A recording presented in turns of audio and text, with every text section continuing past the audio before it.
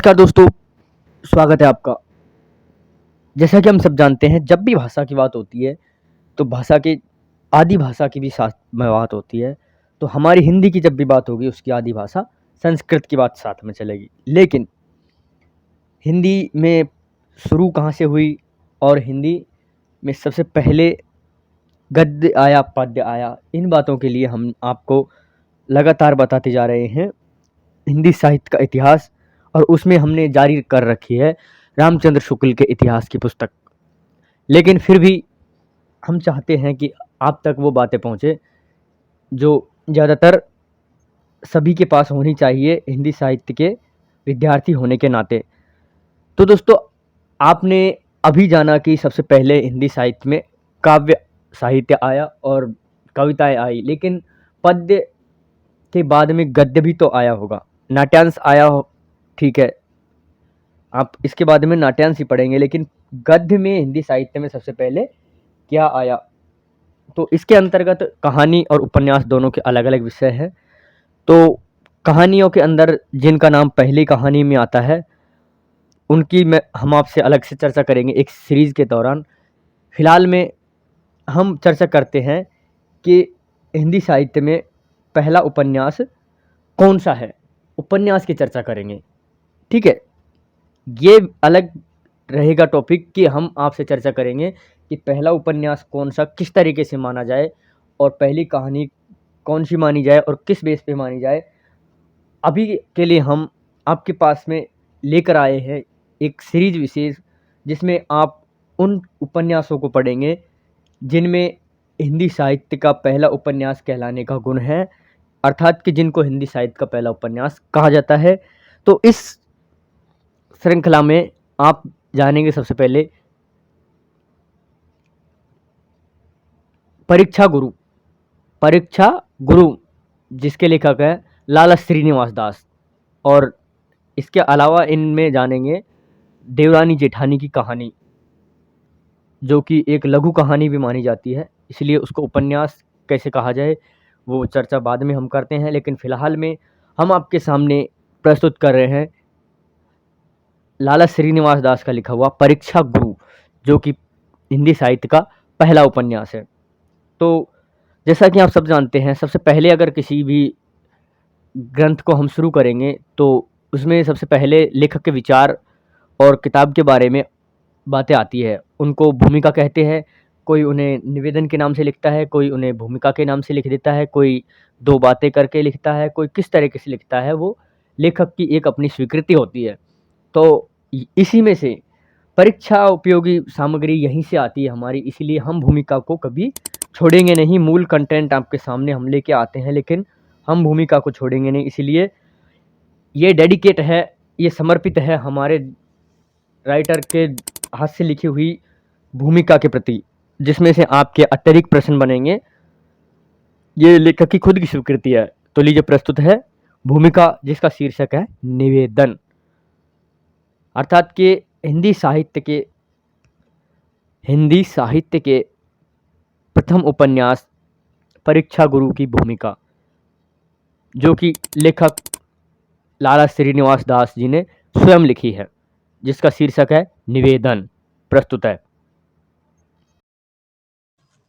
लीजिए, प्रस्तुत है परीक्षा गुरु, जिसके लेखक हैं लाला श्रीनिवास दास। दोस्तों, ये हिंदी साहित्य का पहला उपन्यास कहलाने का गौरव इसे प्राप्त है, अर्थात कि हिंदी साहित्य का पहला उपन्यास कहा जाता है लाला श्रीनिवास दास का परीक्षा गुरु। इसमें सभी की तरह एक भूमिका दी गई है, जिसका नाम है निवेदन। भूमिका को नाम दिया गया है निवेदन, ठीक है दोस्तों। तो निवेदन में ये लेखक की स्वीकारोक्ति रहती है, सभी जगह पे भूमिका जो भी रहती है। तो लेखक की स्वीकारोक्ति क्या है, इसमें हम जानते हैं। आइए शुरू करते हैं। नागरी और उर्दू भाषा में अनेक तरह की अच्छी अच्छी पुस्तकें तैयार हो चुकी है, परंतु मेरे जानने इसी तरह से कोई अच्छी लिखी गई, इसलिए मैं भाषा में इस चालाकी पुस्तक होगी, एक यह नई चाल की पुस्तक होगी। परंतु नई चाल की होने से कोई चीज़ अच्छी नहीं हो सकती, बल्कि साधारण रीति से को इस तरह तरह की भूलें होने की संभावना रहती है। मुझको अपनी मंदबुद्धि से और कुछ भूल होने का भरोसा है, इसलिए मैं अनेक तरह की भूलों से क्षमा मिलने का आधार केवल सज्जनों की कृपा दृष्टि रखता हूँ। यह सच है कि नई चाल की पुस्तक देखने को सबका जी ललचाता है, परंतु पुरानी रीति के मन में समाये रहने और नई रीति को मन लगाकर समझने में थोड़ी मेहनत होने से पहले पढ़ने वाला का जी कुछ उलझने लगता है और मन उचट जाता है। इससे उसका हाल समझे आने के लिए अपनी तरफ से यहाँ कुछ खुलासा किया चाहता हूँ। पहले तो पढ़ने वाले इस पुस्तक को सौदागरी की दुकान का हाल पढ़ते ही चकरावेंगे, क्योंकि अपनी भाषा में अब तक वार्ता रूपी पुस्तकें जो लिखी गई है उनमें अनेक नायक नायिका वगैरह का हाल टेट कैसे सिलसिलेवार यथाक्रम लिखा गया। परिणाम निकला ऐसा सिलसिला में इसमें जो कुछ नहीं मालूम होता। लाला मदन मोहन एक अंग्रेजी सौदागर की दुकान में अवकाश देखते रहे। लाला ब्रजकिशोर, चुन्नीलाल और मास्टर शंभूनाथ उनके साथ हैं। इसमें मदन मोहन कौन, ब्रजकिशोर कौन, चुन्नीलाल और कौन शंभूदयाल कौन है, इसका स्वभाव कैसा है, परस्पर संबंध कैसा है, हरेक की हालत क्या है, इसमें किस लिए इकट्ठा हुए हैं, यह सब बातें पहले से कुछ नहीं जताई गई। हाँ, पढ़ने वाले धैर्य से सब पुस्तक पढ़ लें तो अपने अपने मौके पर सब भेद खुला चला जाएगा, आदि से अंत तक सब मिल जाएगा। परंतु साहब इतना धैर्य न रखेंगे वह इसका मतलब भी नहीं समझ सकेंगे। अलबत्ता किसी नाटक में यह रीति सह पाई जाती है, परंतु इसकी लिखने की रीति जुदी जुदी है। नाटकों में जिसका वचन होता है उसका नाम आदि लिख देते हैं तो वह पैराग्राफ उसका वचन समझा जाता है, परंतु में ऐसा नहीं होता है। इसमें ये डबल कोमा इन्वर्टेड कोमा वाला है, ठीक है, उद्धरण चिन्ह कहते हैं इसको। इस चिन्ह के बारे में बात करी गई है, क्या करी गई है देखना। अर्थात इन्वर्टेड कोमा या कोटेशन जिसके भीतर कहने वाले का वचन लिखा जाता है, कहने वाले का नाम वचन में बीच में अंत में जहाँ पुस्तक रचने वाले को जगह मिलती है वह लिखा जाता है, अथवा नाम लिखे बिना पढ़ने वाले कहने वाले का मालूम हो सके तो नहीं लिखना। एक आदमी का वचन बहुत करके पैराग्राफ में पूरा होता है, परंतु कहीं कहीं किसी किसी के बीच में और विषय आ जाते हैं, परंतु ऐसा चिन्ह इन्वर्टेड कोमा से पहले वचन पूरा के आदि से ऐसे चिन्ह लगाकर उसी वचन जारी रखा जाता है।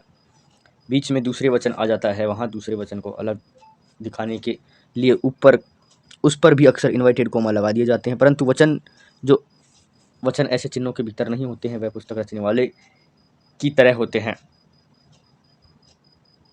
इस पुस्तक में संस्कृत, फारसी, अंग्रेजी की कविता का तजुर्बा अपनी भाषा के छंदों में हुआ है, परंतु छंदों के नियम और दूसरे देशों का चलन जुदा होने की कठिनाइयों से तजुर्बा करने के बदले कहीं भावार्थ ले लिया गया है। अब पुस्तक गुण दोषों पर विश्वास करने का काम बुद्धिमानों की बुद्धि पर छोड़कर मैं केवल इस बात पर निवेदन किया चाहता हूँ कि कृपा करके कोई वहाँ से पूरी पुस्तक पाँचे बिना अपना विचार प्रकट करने की जल्दी न करें, और जो सज्जन इस विषय पर अपना विचार प्रकट करे वह कृपा करके उनकी एक नकल मेरे पास भी भेज दे। यदि कोई अखबार वाला उसका अंक की कीमत चाहेगा तो वह तत्काल उसके पास दे दी जाएगी। जो सज्जन तरफदारी पक्षपात छोड़कर विषय में स्वतंत्र विचार प्रकट करेंगे मैं उनका उपकार मानूंगा। इस पुस्तक को रचने में मुझको महाभारत आदि, संस्कृत, गुलिस्तान वगैरह, फारसी, स्पेस्टेड, Lord Bacon, Goldsmith, William स्मोर आदि के पुराणों लेखों, स्त्रीबोध आदि के वर्तमान रिनालों से सहायता मिली है। इनमें इनका बहुत उपकार मानता हूँ। दीनदयाल परमेश्वर की निहृदय से कृपा सच्चे मन से अमित उपकार मानता हूँ। अमित उपकार मानकर यह लेख समाप्त करता हूँ। सज्जनों का कृपाभिलाषी श्रीनिवास दास, दिल्ली, परीक्षा गुरु।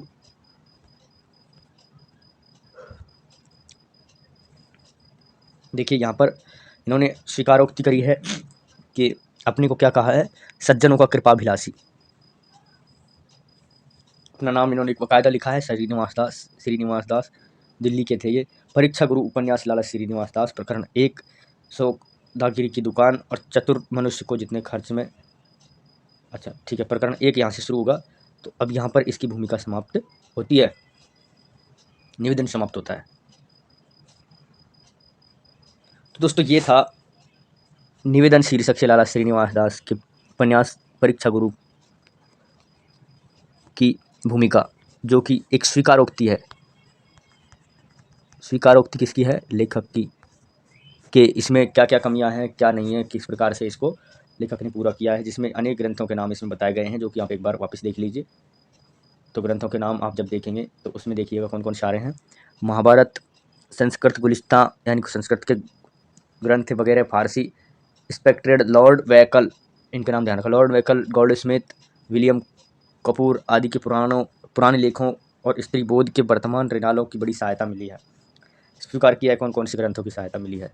तो इसमें मतलब स्त्री बोध के बारे में बताया गया है, ठीक है। और अपने वेद पुराणों आदि महाभारत आदि में क्या मिलता है? पौराणिक बातें, इसलिए पौराणिकता की बात की गई होगी इसमें, ठीक है। इसके अगर आप इसके विशेषता पर ध्यान देंगे तो स्त्रीत्व के ऊपर ध्यान दिया गया, पौराणिकता की बात पर ध्यान दिया गया है। और ये जो सारी चीज़ें हैं विदेशी है, तो ठीक है, विदेशी संस्कृति के बारे में बात की गई है, यानी विदेशी प्रचलन जो चल रहा है ना आजकल अपने देश में, ठीक है। तो ये 3 तो विशेषता इसकी हैं उपन्यास की, और आपके सामने जब इस प्रस्तुत की जाएगी तब बता दिया जाएगा। तो इन्हीं बातों के साथ में लेते हैं आपसे विदाई। नमस्कार, धन्यवाद।